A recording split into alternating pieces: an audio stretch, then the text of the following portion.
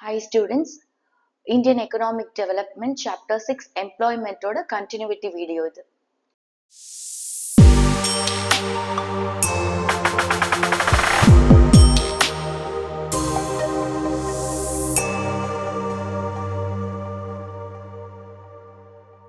இந்த chapterல next topic பார்ப்போம். Growth and changing structure of employment.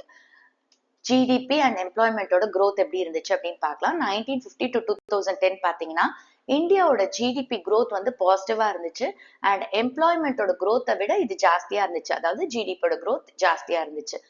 And இந்த ஜிடிபியோட growthல ஃபிளக்சுவேஷன்ஸ் இருந்துச்சு. அதாவது இன்க்ரீஸ் ஆகும் டிக்ரீஸ் ஆகும் அந்த மாதிரி ஃபிளக்சுவேஷன்ஸ் இருந்துச்சு. பட் எம்ப்ளாய்மெண்டோட growth rate பார்த்தீங்கன்னா 2%க்கு மேல இல்லை. பட் 1990ஸ்க்கு அப்புறம் இந்த எம்ப்ளாய்மெண்டோட growth rate என்ன ஆயிடுச்சு, டிக்ளைன் ஆக ஆரம்பிச்சிருச்சு. ஸோ எவ்வளவு டிக்ளைன் ஆயிடுச்சு அப்படின்னு பாத்தீங்கன்னா, இந்தியா வந்து பிளான் பண்ற அந்த ஒரு ஸ்டேஜ் இருந்திருக்கும்ல, ஸ்டார்டிங்ல இந்தியால பிளானிங்லாம் நடந்திருக்கும்ல, அந்த ஸ்டேஜ்ல என்ன growth rate இருந்துச்சோ அந்த அளவுக்கு இந்த எம்ப்ளாய்மெண்டோட growth வந்து டிக்ளைன் ஆக ஆரம்பிச்சிருச்சு. ஸோ இந்த இயர்ஸ்ல வந்து ஜிடிபி growth அண்ட் எம்ப்ளாய்மெண்டோட growth பாத்தீங்கன்னா அதுல பெரிய கேப் இருந்துச்சு. ஓகே, லைக் இப்ப வந்து ஜிடிபியோட growth rate வந்து ஒரு சைட் ஆக்சிலரேட் ஆயிட்டு இருக்கு அண்ட் எம்ப்ளாய்மெண்டோட growth பாத்தீங்கன்னா அந்த அளவுக்கு இல்ல. ஜிடிபி எந்த அளவுக்கு இருக்கணுமோ அந்த அளவுக்கு எம்ப்ளாய்மெண்ட்ல வந்து growth இல்ல. சோ இந்த கேப் இருக்கு இல்லையா, அதாவது இந்த ட்ரெண்ட் இருக்குல்ல, இதைதான் ஜாப்லெஸ் growth அப்படின்னு சொல்லுவோம். ஜாப்லெஸ் growth அப்படின்றது எப்ப வந்து ஒரு எக்கானமி நிறைய குட்ஸ் அண்ட் சர்வீசஸ ப்ரொடியூஸ் பண்ணுது பட் அந்த அளவுக்கு எம்ப்ளாய்மெண்ட் ஆப்பர்ச்சுனிட்டிஸ் ப்ரப்போர்ஷனேட்டா இன்க்ரீஸ் ஆகாம ஒரு சுச்சுவேஷன் இருக்குல்ல, அதை தான் நம்ம ஜாப்லெஸ் growth அப்படின்னு சொல்லுவோம். லைக் இப்ப வந்துட்டு 10 பேர் சேர்ந்து ஒரு வேலையை செய்யறாங்க, சரி ஒரு ப்ராடக்ட் ப்ரொடியூஸ் பண்றாங்கன்னு வச்சுக்கோங்க. அப்ப அந்த 10 பேருக்கு பதிலா ஒரு மிஷின் வந்து வேலை செய்யுது. அப்ப அந்த 10 பேரோட வேலை என்ன ஆகும், ரெடியூஸ் ஆகி ஒருத்தர் தான் அந்த மிஷினை ஆப்ரேட் பண்ணிட்டு இருப்பாங்க. சோ அந்த மாதிரி ஒரு சுச்சுவேஷனை தான் நம்ம ஜாப்லெஸ் growth அப்படின்னு சொல்லுவோம். ஓகே, சோ அப்போ இங்க என்ன இந்த சுச்சுவேஷன் எப்படி இருந்துச்சு, ஜிடிபி அண்ட் எம்ப்ளாய்மெண்டோடது, ஜிடிபியோட growth rate வந்து ஆக்சிலரேட் ஆயிட்டு இருந்துச்சு பட் அந்த ஜாப் ஆப்பர்ச்சுனிட்டிஸ் எம்ப்ளாய்மெண்ட் ஆப்பர்ச்சுனிட்டிஸோட எக்ஸ்பான்ஷன் அந்த அளவுக்கு கரஸ்பாண்டிங்கா இல்ல.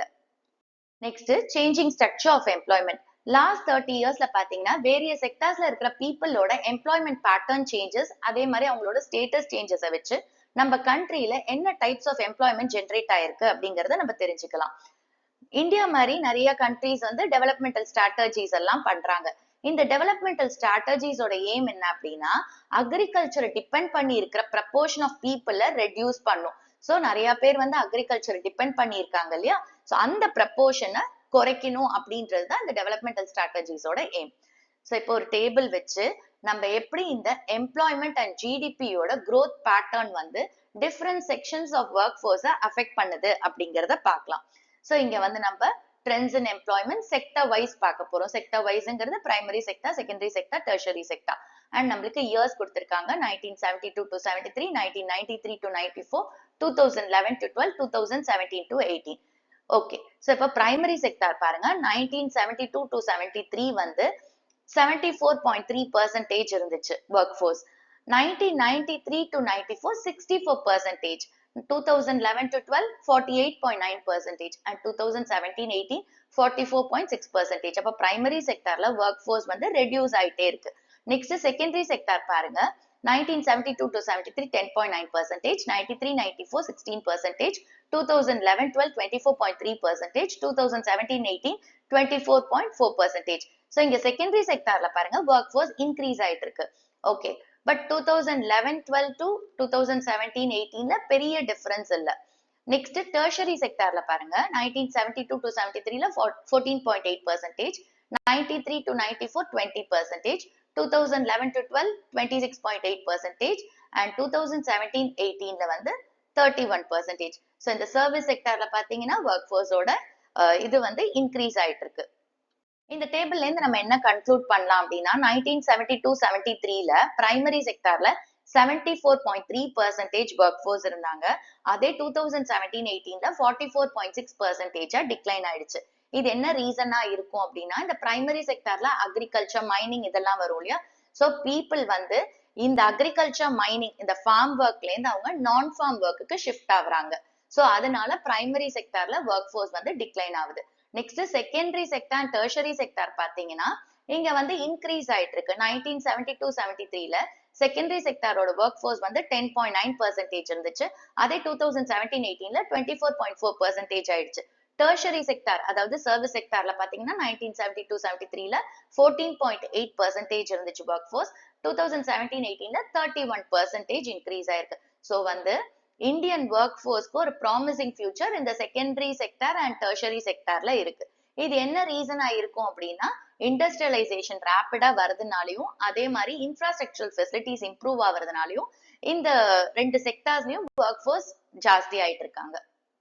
நெக்ஸ்ட் வந்து கேஷுவலைசேஷன் ஆஃப் ஒர்க் ஃபோர்ஸ். ஸோ இது என்ன அப்படிங்கறத பாக்குறதுக்கு முன்னாடி ப்ரீவியஸ் வீடியோல நம்ம ஃபார்ம்ஸ் ஆஃப் எம்ப்ளாய்மெண்ட் பார்த்தோம்ல, self employment, wage employment and wage employment கீழே ரெகுலர் ஒர்க்கர்ஸ், கேஷுவல் ஒர்க்கர்ஸ் அப்படின்னு பார்த்தோம். செல்ஃப் எம்ப்ளாய்மெண்ட் அப்படிங்கிறது ஒரு ஒர்க்கர் வந்து அவரோட ரிசோர்சஸை யூஸ் பண்ணி அவரே அவரோட லிவிங்காக ஏர்ன் பண்றது, அந்த அரேஞ்ச்மெண்ட்டுக்கு பேர் தான் செல்ஃப் எம்ப்ளாய்மெண்ட்.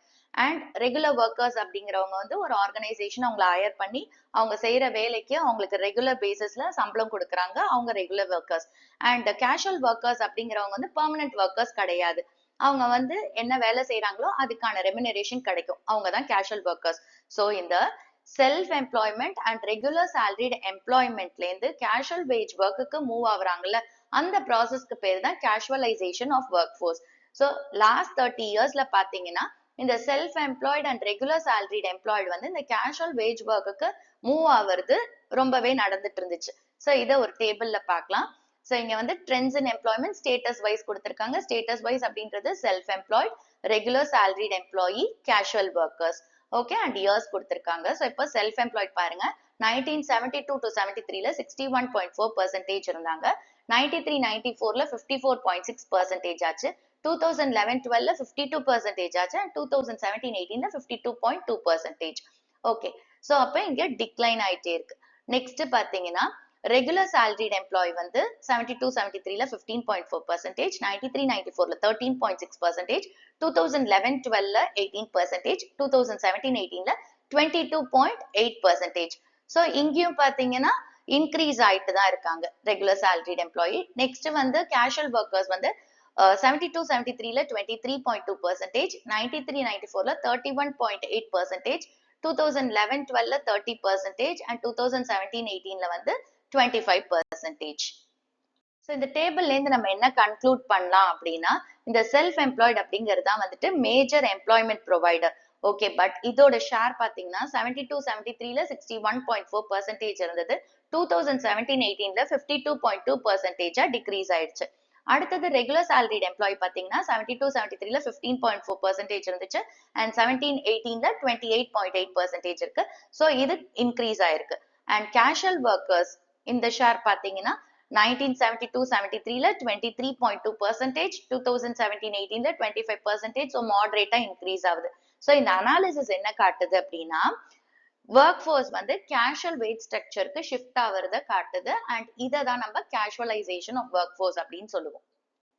கேஷுவலைசேஷன் இன்க்ரீஸ் ஆகிறதுக்கு என்னென்ன ரீசன்ஸ் அப்படின்னு பார்க்கலாம். ஆர்கனைஸ் செக்டார், இதை நம்ம ஃபார்மல் செக்டார் அப்படின்னு சொல்லுவோம். ஸோ இந்த ஆர்கனைஸ் செக்டார்ல வந்து எல்லா பப்ளிக் என்டர்பிரைசஸும் வரும். அதே மாதிரி எந்த பிரைவேட் எஸ்டாப்ளிஷ்மெண்ட்ஸ்லாம் வந்து 10 or more ஹையர்ட் ஒர்க்கர்ஸை எம்ப்ளாய் பண்ணியிருக்காங்களோ அதுவுமே இந்த ஆர்கனைஸ் செக்டார்க்குள்ள வரும். ஸோ இந்த ஆர்கனைஸ் செக்டாரோட எம்ப்ளாய்மெண்ட் growth வந்து ஸ்லோவா இருக்கிறதுனால ஒர்க்கர்ஸ் வந்து கேஷுவல் ஜாப்ஸை எடுத்துக்கிறாங்க. இது ஒரு ரீசன் கேஷுவலைசேஷன் இன்க்ரீஸ் ஆகிறதுக்கு. நெக்ஸ்ட் பாத்தீங்கன்னா கன்ஸ்ட்ரக்ஷன் எக்ஸ்பாண்ட் பண்றதுனாலையும் அதே மாதிரி ரூரல் ஏரியாஸ்ல வந்து trade and service activities expand பண்றதுனாலையும் கேஷுவல் லேபரோட டிமாண்ட் இன்க்ரீஸ் ஆகுது. ஸோ இதுவுமே கேஷுவலைசேஷன் இன்க்ரீஸ் ஆகிறதுக்கு ஒரு ரீசன். நெக்ஸ்ட் வந்து self employed small marginal farmers வந்து அவங்களோட அக்ரிகல்ச்சரல் ஆக்டிவிட்டீஸ்ல அவங்களுக்கு ஏர்னிங்ஸோட ஸ்கோப் கம்மியாகிறதுனால அவங்க கேஷுவல் ஒர்க்கர்ஸ் ஆகுறாங்க. ஸோ இது ஒரு ரீசன் கேஷுவலைசேஷன் இன்க்ரீஸ் ஆகிறதுக்கு. நெக்ஸ்ட் பாத்தீங்கன்னா அர்பன் ஏரியாஸ்ல இருக்கிற லார்ஜ் இண்டஸ்ட்ரீஸ் வந்து ஒண்ணு அவங்களோட பிளான்ட்டை க்ளோஸ் பண்ணுவாங்க, இல்ல வேற எங்கேயாவது ரீலோகேட் ஆகுறதுனால அங்க ஒர்க் பண்ற ஒர்க்கர்ஸ் வந்து அவங்களோட ஜாபை விட்டுட்டு போறாங்க. அப்படி இல்லைன்னா அவங்களுக்கு அந்த ஜாப் இல்லாம போகுது. இப்ப பிளான்ட்டை க்ளோஸ் பண்ணிட்டாங்க அப்படின்னா அங்க இருக்கிற ஒர்க்கர்ஸ்க்கு வேலை போயிடும். ஸோ அந்த மாதிரி ரீசன்னால அவங்க என்ன பண்றாங்க, ரெகுலர் ஒர்க்கர்ஸா இருந்தவங்க கேஷுவல் ஒர்க்கர்ஸா ஷிஃப்ட் ஆகுறாங்க. ஸோ இதெல்லாம் தான் ரீசன்ஸ் இந்த கேஷுவலைசேஷன் இன்க்ரீஸ் ஆகிறதுக்கு. நெக்ஸ்ட் வந்து informalisation of work force. Informal sector இதை வந்து நம்ம அன்ஆர்கனைஸ் செக்டார் அப்படின்னு சொல்லலாம். ஸோ எந்த என்டர்பிரைசஸ்லாம் 10 ஹையர்ட் ஒர்க்கர்ஸ்க்கு கம்மியா வச்சிருக்கோம் அதெல்லாம் இந்த இன்ஃபார்மல் செக்டார்க்குள்ள வரும். ஸோ இன்ஃபார்மல் செக்டாரோட ஒர்க் ஃபோர்ஸ் ப்ரப்போர்ஷன் இன்க்ரீஸ் ஆகிற சுச்சுவேஷனை தான் நம்ம இன்ஃபார்மலைசேஷன் ஆஃப் ஒர்க் ஃபோர்ஸ் அப்படின்னு சொல்றோம். ஸோ இண்டிபெண்டன்ஸ்ல இருந்து பாத்தீங்கன்னா இந்தியன் பிளானிங்கோட மெயின் ஆப்ஜெக்டிவ் வந்து பீப்புளோட ஸ்டாண்டர்ட் ஆஃப் லிவிங்கை இம்ப்ரூவ் பண்ணணும். ஸோ அதுக்கு வந்து ஜாப் செக்யூரிட்டி ப்ரொவைட் பண்ணும் அப்படிங்கறதா மெயின் ஆப்ஜெக்டிவ்.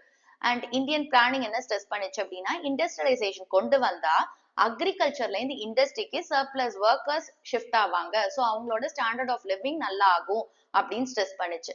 பட் இந்த 70 இயர்ஸா பிளான் டெவலப்மெண்ட் பண்ணியுமே பாத்தீங்கன்னா இந்தியன் ஒர்க் ஃபோர்ஸ்ல மோர் தேன் ஹாஃப் வந்து இன்னுமே அக்ரிகல்ச்சரை தான் அவங்களோட மெயின் சோர்ஸ் ஆஃப் லைவ்லிஹுட்டா டிபெண்ட் பண்ணி இருக்காங்க. ஸோ இந்த இயர்ஸ்ல பாத்தீங்கன்னா குவாலிட்டி ஆஃப் எம்ப்ளாய்மெண்ட் அப்படிங்கிறது குறைஞ்சு போச்சு. சில ஒர்க்கர்ஸ் எல்லாம் வந்து 10 or more years ஒர்க் பண்ணியுமே கூட அவங்களுக்கு இந்த சோஷியல் பெனிஃபிட்ஸ் கிடைக்கிறது இல்லை. Like maternity benefit, provident fund, gratuity, pension இதெல்லாம் கிடைக்கிறது இல்லை. அண்ட் பிரைவேட் செக்டார் எம்ப்ளாயீஸ்க்கு வந்து பப்ளிக் செக்டார் எம்ப்ளாயீஸ் என்ன வேலை செய்யறாங்களோ அதே வேலையை இவங்க பிரைவேட் செக்டார்ல செய்யறாங்க. ஆனா அவங்களுக்கு வந்து சேலரி அந்த பப்ளிக் செக்டார் எம்ப்ளாயீஸை விட கம்மியா தான் கிடைக்குது. இந்தியாவோட எம்ப்ளாய்மெண்ட் ஸ்ட்ரக்சரை நம்ம ரெண்டு கைண்ட் ஆஃப் செக்டார்ஸ்ல பார்க்கலாம். ஒன்னு வந்து ஃபார்மல் ஆர்கனைஸ் செக்டார், இன்னொன்னு informal or unorganise sector. First வந்து ஃபார்மல் ஆர்கனைஸ் செக்டார். எல்லா பப்ளிக் என்டர்பிரைசஸ் அதே மாதிரி எந்த பிரைவேட் எஸ்டாப்ளிஷ்மெண்ட்ஸ்லாம் 10 or more hired workers employ பண்ணியிருக்காங்களோ அவங்களெல்லாம் ஃபார்மல் செக்டார் எஸ்டாப்ளிஷ்மெண்ட்ஸ் அப்படின்னு சொல்லுவோம். ஸோ அப்போ எல்லா பப்ளிக் என்டர்பிரைஸும் அதே மாதிரி பிரைவேட் எஸ்டாப்ளிஷ்மெண்ட்ஸ் இதெல்லாம் 10 or more hired workers employ பண்ணியிருக்காங்களோ அவங்கெல்லாம் இந்த ஃபார்மல் செக்டார்க்குள்ள வருவாங்க. ஓகே, ஸோ இந்த மாதிரி எஸ்டாப்ளிஷ்மெண்ட்ஸ்ல ஒர்க் பண்ற ஒர்க்கர்ஸை நம்ம ஃபார்மல் செக்டார் ஒர்க்கர்ஸ் அப்படின்னு சொல்லுவோம். ஃபார்மல் ஒர்க்கர்ஸ்க்கு வந்து சோஷியல் செக்யூரிட்டி பெனிஃபிட்ஸ் கிடைக்கும். அதே மாதிரி அவங்க இன்ஃபார்மல் செக்டார்ல ஒர்க் பண்றவங்களை விட ஜாஸ்தியா ஏர்ன் பண்ணுவாங்க. அண்ட் கவர்மெண்ட் வந்து இந்த ஃபார்மல் செக்டார் ஒர்க்கர்ஸ்க்கு லேபர் லாஸ் மூலமா அவங்கள ப்ரொடெக்ட் பண்றாங்க. அண்ட் இந்த ஃபார்மல் செக்டார்ல ஒர்க் பண்ற ஒர்க்கர்ஸ் வந்து ட்ரேட் யூனியன்ஸ் ஃபார்ம் பண்ணிக்கலாம். ஓகே, பட் இந்த ஆர்கனைஸ் செக்டார் வந்து டோட்டல் ஒர்க் ஃபோர்ஸ்ல பாத்தீங்கன்னா அப்ராக்சிமேட்டா 6% தான் ஒர்க் ப்ரொவைட் பண்ணுது. நெக்ஸ்ட் வந்து இன்ஃபார்மல் அன்ஆர்கனைஸ் செக்டார். இன்ஃபார்மல் செக்டார்ல எந்த பிரைவேட் என்டர்பிரைசஸ்லாம் 10 ஒர்க்கர்ஸ்க்கு கம்மியா ஹையர் பண்ணிருக்கோ அது எல்லாமே வந்துட்டு இன்ஃபார்மல் செக்டார் கீழே வரும். இந்த மாதிரி என்டர்பிரைசஸ்ல ஒர்க் பண்ற ஒர்க்கர்ஸ் இன்ஃபார்மல் செக்டார் ஒர்க்கர்ஸ் அப்படின்னு சொல்லுவோம். ஸோ யாரெல்லாம் பாத்தீங்கன்னா ஃபார்மர்ஸ், அக்ரிகல்ச்சர் லேபரர்ஸ், ஸ்மால் என்டர்பிரைசஸோட ஓனர்ஸ் இவங்க எல்லாம். ஓகே, அதே மாதிரி பாத்தீங்கன்னா இந்த நான் ஃபார்ம் கேஷுவல் வேஜ் லேபரர்ஸ் யாரெல்லாம் வந்து ஒரு எம்ப்ளாயருக்கு மேல வேலை செஞ்சு கொடுக்குறாங்களோ அவங்க எல்லாமும் இந்த இன்ஃபார்மல் அன்ஆர்கனைஸ் செக்டார் கீழே வருவாங்க. அதாவது இந்த நான் ஃபார்ம் கேஷுவல் வேஜ் லேபரர்ஸ் வந்து ஒரு எம்ப்ளாயருக்கு மட்டும் வேலை செய்ய மாட்டாங்க, நிறைய எம்ப்ளாயர்ஸ்க்கு வேலை செஞ்சு கொடுப்பாங்க. ஸோ எங்க வேலை இருக்கோ அங்கெல்லாம் போய் வேலை செஞ்சு கொடுப்பாங்க. ஓகே, ஸோ அவங்களும் இந்த அன்ஆர்கனைஸ் செக்டார் கீழே வருவாங்க. ஃபார் எக்ஸாம்பிள் கன்ஸ்ட்ரக்ஷன் ஒர்க்கர்ஸ், அப்புறம் ஹெட்லோட் ஒர்க்கர்ஸ், மூட்டை தூக்குறாங்கல்ல அவங்க எல்லாம். இந்தியால பாத்தீங்கன்னா அன்ஆர்கனைஸ் செக்டார்ல 94% எம்ப்ளாய்மெண்ட் இருக்கு. எது மூலமா அப்படின்னு பாத்தீங்கன்னா small farms, household industry, shops, அப்புறம் மத்த செல்ஃப் எம்ப்ளாய்மெண்ட் யூனிட்ஸ் மூலமா. இன்ஃபார்மல் செக்டார்ல ஒர்க் ஃபோர்ஸ்ல 70% வந்து மெயில் ஒர்க்கர்ஸ். அண்ட் இன்ஃபார்மல் செக்டார்ல இருக்கிற ஒர்க்கர்ஸ் அண்ட் என்டர்பிரைசஸ்க்கு வந்து ரெகுலர் இன்கம் கிடையாது. யூஸ்வலா அவங்களோட வேஜ் வந்து கம்மியா தான் இருக்கும். அண்ட் அவங்களுக்கு ஜாப் செக்யூரிட்டியும் கம்மியா தான் இருக்கும். நெக்ஸ்ட் வந்து இந்த இன்ஃபார்மல் செக்டார் ஒர்க்கர்ஸ்க்கு கவர்மெண்டோட ப்ரொடெக்ஷனும் ரெகுலேஷனும் கிடையாது. இந்த ஒர்க்கர்ஸ்க்கு வந்து எப்ப வேணாலும் அவங்கள வேலையை விட்டு தூக்குற அந்த ரிஸ்க் உண்டு. ஸோ காம்பன்சேஷனும் கொடுக்க மாட்டாங்க வேலையை விட்டு தூக்குனா. அதே மாதிரி இன்ஃபார்மல் செக்டாரோட எம்ப்ளாய்மெண்ட் பாத்தீங்கன்னா மார்க்கெட்டோட நேச்சர் எப்படி இருக்கு, மார்க்கெட்டோட கண்டிஷன் எப்படி இருக்கு அப்படின்னு டிபெண்ட் பண்ணி தான் இருக்கு. இப்ப மார்க்கெட் கண்டிஷன் ஃபேவரபிளா இருந்துச்சு அப்படின்னா இவங்களை எம்ப்ளாய் பண்ணுவாங்க. அதே எக்கானமி வந்து ரொம்ப ஸ்லோவா இருக்கு அப்படின்னா அவங்க வேலையை விட்டு தூக்கிடுவாங்க. ஃபார் எக்ஸாம்பிள் இப்ப வந்து இந்த கோவிட் டைம்ல பாத்தீங்கன்னா இன்ஃபார்மல் செக்டார்ல வந்து மில்லியன்ஸ் ஆஃப் ஒர்க்கர்ஸ்க்கு ஜாப் போச்சு. அதே மாதிரி இந்த செக்டார்ல இருக்கிற ஒர்க்கர்ஸ் வந்து ஸ்லம்ஸ்லயோ இல்ல ஸ்குவாட்டர்ஸ்லயோ இருப்பாங்க. ஸ்குவாட்டர்ஸ் அப்படின்றது வந்துட்டு ஏதாவது அன்யூஸ்டு லேண்டு இல்ல வந்து பில்டிங் ஏதாவது ஆக்கியபை பண்ணாம இருக்கு அப்படின்னா இவங்க போய் அங்க இருப்பாங்க. சோ அது அன்லாஃபுல் தான், ஏன்னா ரெஜிஸ்டர் எல்லாம் பண்ணிருக்க மாட்டாங்க அந்த இடத்துக்கெல்லாம். சோ அதனால அன்லாஃபுல்லா அந்த இடத்துல வந்து ஸ்டே பண்ணுவாங்க. ஓகே, அடுத்தது பாத்தீங்கன்னா இந்த இன்ஃபார்மல் செக்டார் வந்து அவுடேட்டட் டெக்னாலஜி தான் யூஸ் பண்ணும். அண்ட் அவங்க அக்கௌண்ட்ஸை வந்து மெயின்டைன் பண்ண மாட்டாங்க. Formal sector workers and informal sector ஒர்க்கர்ஸோட டிஃபரன்சஸ் பார்க்கலாம். So meaning formal sector workers அப்படிங்கிறவங்க வந்து ஆர்கனைஸ் செக்டார்ல ஒர்க் பண்ற ஒர்க்கர்ஸ். இன்ஃபார்மல் செக்டார் ஒர்க்கர்ஸ் அப்படிங்கிறவங்க அன்ஆர்கனைஸ் செக்டார்ல ஒர்க் பண்ற ஒர்க்கர்ஸ். சோஷியல் செக்யூரிட்டி பெனிஃபிட்ஸ் பாத்தீங்கன்னா ஃபார்மல் செக்டார் ஒர்க்கர்ஸ்க்கு வந்து சோஷியல் செக்யூரிட்டி பெனிஃபிட்ஸ் உண்டு, like provident fund, gratuity, pension. Informal sector ஒர்க்கர்ஸ்க்கு சோஷியல் செக்யூரிட்டி பெனிஃபிட்ஸ் கிடையாது. அடுத்தது லேபர் லாஸ் பாத்தீங்கன்னா இந்த ஃபார்மல் செக்டார் ஒர்க்கர்ஸோட எக்கனாமிக் இன்ட்ரெஸ்ட வந்து லேபர் லாஸ் மூலமா ப்ரொடெக்ட் பண்றாங்க. பட் இன்ஃபார்மல் செக்டார்ஸ்க்கு வந்து லேபர் லாஸ்லாம் கிடையாது. நெக்ஸ்ட் வந்துட்டு ட்ரேட் யூனியன்ஸ். ஸோ ஒர்க்கர்ஸ் இந்த ஃபார்மல் செக்டார்ல இருக்கிறவங்க வந்து ட்ரேட் யூனியன்ஸை வந்து அவங்களோட இன்ட்ரெஸ்டுக்காக அவங்க ஃபார்ம் பண்ணலாம். இன்ஃபார்மல் செக்டார்ஸ்ல பாத்தீங்கன்னா இந்த மாதிரி ட்ரேட் யூனியன்ஸ் எல்லாம் கிடையாது. நெக்ஸ்ட் வந்து earnings.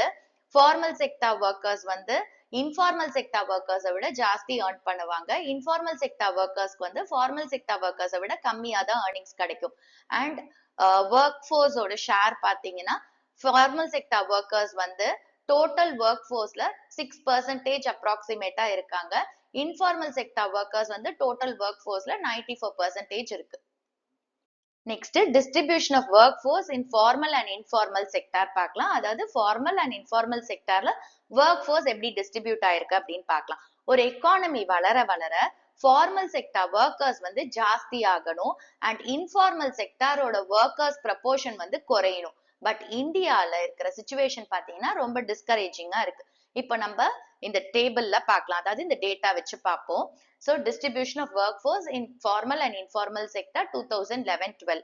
Okay, industrial category, formal sector, informal sector, number of workers in millions கொடுத்திருக்காங்க, மேல் ஃபீமேல். ஸோ ஃபார்மல் செக்டார்ல பாத்தீங்கன்னா மேல் வந்து 24 மில்லியன்ஸ் இருக்காங்க, ஃபீமேல் வந்து 6 மில்லியன்ஸ் இருக்காங்க. டோட்டல் 30 மில்லியன்ஸ் வந்து formal sector work force. Next informal sector பாத்தீங்கன்னா மேல் வந்து 310 மில்லியன், ஃபீமேல் வந்து 133 மில்லியன் அண்ட் டோட்டல் இன்ஃபார்மல் செக்டாரோட ஒர்க் ஃபோர்ஸ் வந்து 443 million. Formal sector and informal செக்டாரை நம்ம இன்டர்பிரேட் பண்ணலாம். இப்போ கண்ட்ரில 473 மில்லியன் ஒர்க்கர்ஸ்ல 473 மில்லியன் ஒர்க்கர்ஸ் அப்படிங்கிறது ஃபார்மல் செக்டார்ல 30 மில்லியன், இன்ஃபார்மல் செக்டார்ல 443 மில்லியன். ஸோ டோட்டல் பண்ணா 473 மில்லியன் ஒர்க்கர்ஸ்ல 30 million workers formal sector and informal செக்டார்ல 443 மில்லியன் ஒர்க்கர்ஸ் எம்ப்ளாய் ஆயிருக்காங்க. ஓகே, இதுல இருந்து நம்மளுக்கு என்ன புரியுது அப்படின்னா ஃபார்மல் செக்டார்ல 6% பீப்புள் வந்து எம்ப்ளாய் ஆயிருக்காங்க. 6% அப்படிங்கிறது எப்படி வருது? ஃபார்மல் செக்டார்ல எவ்வளவு டோட்டலா இருக்காங்க? 30 million workers. So 30 divided by 473 into 100 6% வரும். ஸோ ஃபார்மல் செக்டார்ல 6% பீப்புள் வந்து எம்ப்ளாய் ஆயிருக்காங்க அண்ட் ரிமைனிங் 94% வந்து இன்ஃபார்மல் செக்டார்ல இருக்காங்க. Next formal sector and informal செக்டார்ல மேல் அண்ட் ஃபீமேல் ஒர்க்கர்ஸ் எப்படி டிஸ்ட்ரிபியூட் ஆயிருக்காங்க அப்படிங்கறத பார்க்கலாம். ஸோ ஃபார்மல் செக்டார்ல பாத்தீங்கன்னா டோட்டல் 30 மில்லியன் ஒர்க்கர்ஸ்ல 24 மில்லியன் ஒர்க்கர்ஸ் வந்து மேல் ஒர்க்கர்ஸ். ஸோ அப்போ அவங்க ஃபார்மல் செக்டார்ல 80% இருக்காங்க. ஸோ இந்த 80% எப்படி வருது? 24 divided by 30 into 100. Okay, and female workers பாத்தீங்கன்னா ஃபார்மல் செக்டார்ல 6 மில்லியன் ஒர்க்கர்ஸ் தான் இருக்காங்க, அவங்க வந்து 20% தான். ஓகே, நெக்ஸ்ட் இன்ஃபார்மல் செக்டார்ல பாத்தீங்கன்னா 443 மில்லியன் ஒர்க்கர்ஸ்ல 310 மில்லியன் ஒர்க்கர்ஸ் வந்து மேல் ஒர்க்கர்ஸ், which means இன்ஃபார்மல் செக்டார்ல 70% வந்து மேல் ஒர்க்கர்ஸ் இருக்காங்க and remaining 133 million, that is 30% workers வந்து விமன் ஒர்க்கர்ஸ் இன்ஃபார்மல் செக்டார்ல. நெக்ஸ்ட் வந்து realising the importance of informal sector. இந்தியால பாத்தீங்கன்னா ஒர்க் ஃபோர்ஸ் வந்து ஃபார்மல் செக்டார்ல இருந்து இன்ஃபார்மல் செக்டாருக்கு ஷிஃப்ட் ஆயிட்டாங்க. இது மெயின் ரீசன் என்ன அப்படின்னா இந்த ஃபார்மல் செக்டார்ல வந்து ஜாப் ஆப்பர்ச்சுனிட்டிஸ் குறைஞ்சு போச்சு. ஸோ ஃபார்மல் செக்டாரால இந்த எம்ப்ளாய்மெண்ட்டை ஜென்ரேட் பண்ண முடியாததுனால இந்தியா வந்து இன்ஃபார்மல் செக்டார்ல இருக்கிற என்டர்பிரைசஸ் அண்ட் ஒர்க்கர்ஸ்க்கு அட்டென்ஷன் கொடுக்க ஆரம்பிச்சிருச்சு. ஸோ இன்டர்நேஷனல் லேபர் ஆர்கனைசேஷனோட எஃபர்ட்ஸோட இந்தியன் கவர்மெண்ட் வந்து இன்ஃபார்மல் செக்டார் என்டர்பிரைசஸை மாடர்னைஸ் பண்றதுக்கும் அதே மாதிரி இன்ஃபார்மல் செக்டார் ஒர்க்கர்ஸ்க்கு சோஷியல் செக்யூரிட்டி மெஷர்ஸ் ப்ரொவைட் பண்றதுக்கு இனிஷியேட்டிவ்ஸ் எடுத்திருக்கு. ஸோ இந்த வீடியோல நம்ம வந்து கேஷுவலைசேஷன் அண்ட் இன்ஃபார்மலைசேஷன் பத்தி பார்த்தோம் அண்ட் ஃபார்மல் செக்டார் இன்ஃபார்மல் செக்டார்ல எப்படி வந்து ஒர்க் ஃபோர்ஸ் டிஸ்ட்ரிபியூட் ஆயிருக்கு இதெல்லாம் நம்ம பார்த்தோம். ஹோப் உங்களுக்கு இந்த வீடியோ புரிஞ்சிருக்கும்னு நினைக்கிறேன். தேங்க்ஸ் ஃபார் வாட்சிங் த வீடியோ.